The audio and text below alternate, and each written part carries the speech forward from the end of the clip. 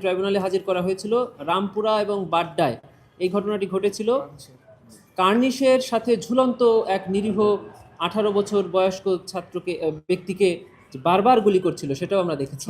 সেই সেই গুলিকারী ব্যক্তি চঞ্চল চন্দ্র সরকার, তাকে গ্রেফতার করে আজকে ট্রাইব্যুনালে হাজির করা হয়েছিল।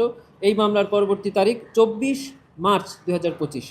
আরেকজন আসামি এম এম মইনুল ইসলাম, সে মিরপুরের ঘটনায় অভিযুক্ত, তাকেও ট্রাইব্যুনালের গ্রেফতারি পরোয়ানা মূলে গ্রেফতার করে আজকে ট্রাইব্যুনালে হাজির করা হয়েছে। এই তিনজন আসামিকেই ট্রাইব্যুনাল একটি আদেশের মাধ্যমে কারাগারে প্রেরণের নির্দেশ দিয়েছেন।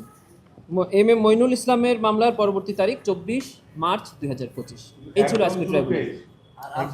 একজন হলো 23/2/2025 আর বাকি দুইটা হলো 24/3/2025। ঠিক আছে। আরশাদকে যে 23 তারিখ, ওটা কি চাংখারপুলের মামলা?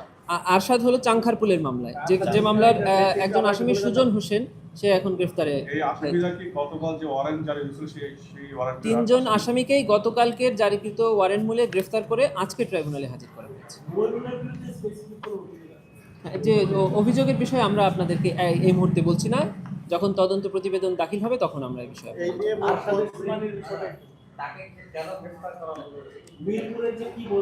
মুখ চেপে ধরছে তো শাহবাগ বা এখানে না, সেটা তো আরশাদ চাংখারপুরের। এডিসি মইনুল মিরপুরের দায়িত্ব ছিল। মিরপুরে আপনারা জানেন অনেক অকারেন্স হয়েছে। এই এডিসি মইনুল এডিসি হিসেবে তখন directly he was involved in the occurrence. ওই সময় ঘটনার সময় তিনি মিরপুরে এডিসি দায়িত্বে ছিলেন। ঠিক আছে, এটাই।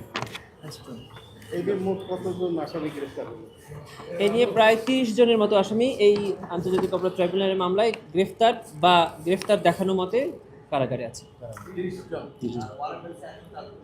হ্যাঁ, ওয়ারেন্ট হয়েছে 96 আর এটা মিলে 104 জন।